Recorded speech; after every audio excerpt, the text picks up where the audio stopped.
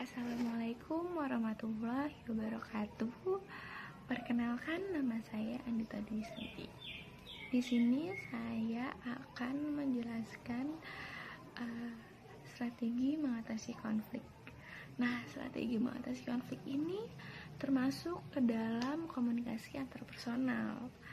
Strategi mengatasi konflik ini ada 5 macam.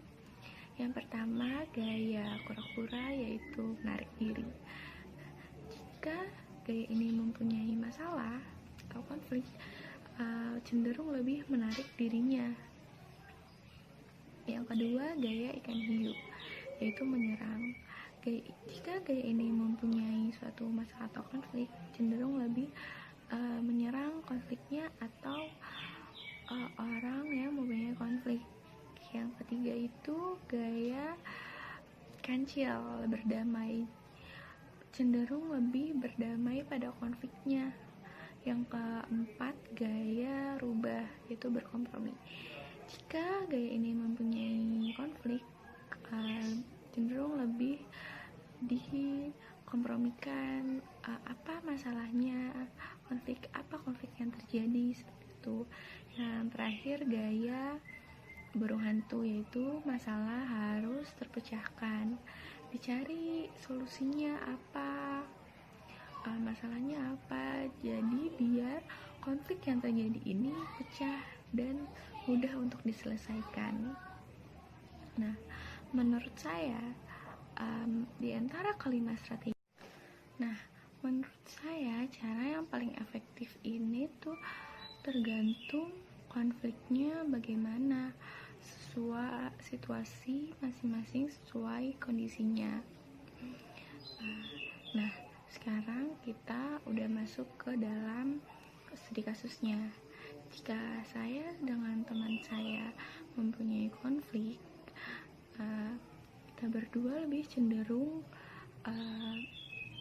berpendapat dong, kayak pendapat saya tuh ini, sedangkan pendapat teman saya berbeda lagi. Nah, dari situ konflik ini aja bisa muncul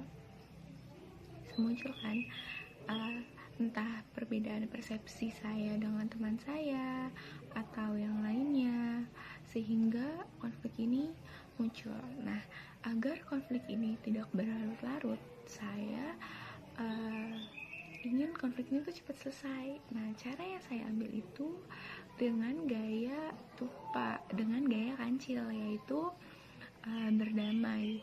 Jadi saya berdamai nih dengan diri saya sendiri dan dengan konfliknya. Konfliknya tuh mungkin karena persepsi saya yang berbeda dengan teman saya, jadi saya lebih kayak berdamai dengan diri saya sendiri. Saya nggak boleh kayak gini nih, biar konflik ini tuh cepat selesai.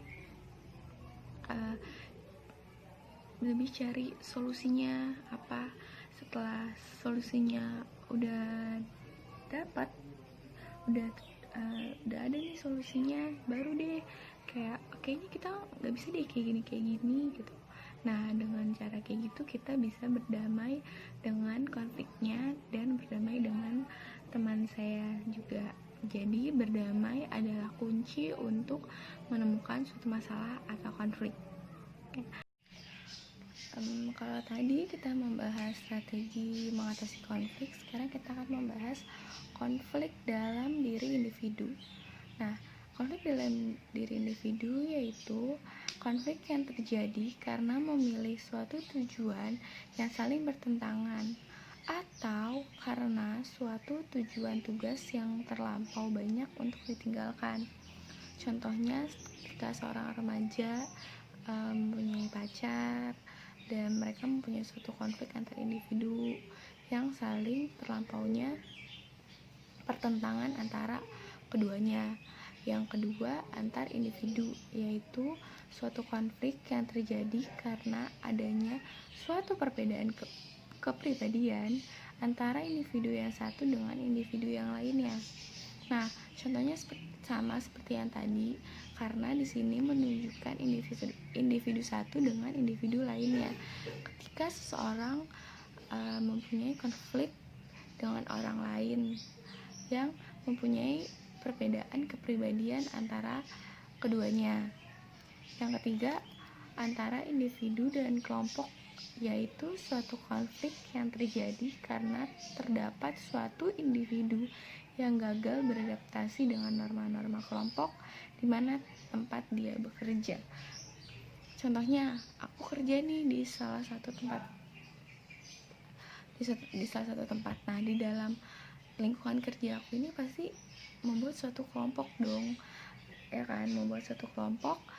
Aku tuh gagal dalam masuk ke kelompok ini karena dengan diri sendirinya gak mau bergabung dengan kelompok tersebut.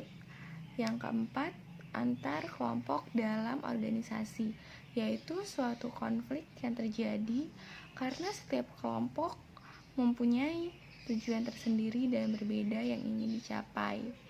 Nah, aku dengan kelompok aku tuh di antara kelompok itu masing-masing mempunyai tujuan yang berbeda. Misalkan aku mau kelompok ini tuh nantinya harus sampai tujuannya ke sini, dan sedangkan anggota kelompok yang lainnya mempunyai tujuan yang berbeda dari tujuan yang aku pengen. Terus kita lanjut ke nomor 5 antara organisasi, yaitu suatu kelompok konflik yang terjadi karena suatu tindakan yang menimbulkan suatu dampak negatif bagi anggota organisasi lain. Jadi, karena adanya menimbulkan suatu dampak negatif nih dari anggota, jadi dampaknya itu langsung masuk ke dalam organisasi yang tadinya dampaknya cuma satu orang. Karena adanya dampak dari satu orang ini nih menjadi masuk ke dalam organisasi. Yang terakhir, antara individu dalam organisasi, yaitu suatu konflik yang terjadi karena sikap atau perilaku dari anggota organisasi yang berdampak negatif anggota organisasi lainnya. Nah, ini tuh masih nyambung dengan contoh yang tadi, karena dengan adanya dampak dari satu individu ini langsung masuk ke dalam organisasi, karena dampak dari individu itu akan berpengaruh sama sekali ke organisasi dengan sikap dia yang berubah atau konflik-konflik yang muncul pasti akan membuat suatu organisasi ini bertanya-tanya dengan orang yang mempunyai konflik ini. Jadi semuanya berpengaruh ke dalam organisasi tersebut. Sekian presentasi dari saya, kurang lebihnya mohon maaf. Wassalamualaikum warahmatullahi wabarakatuh.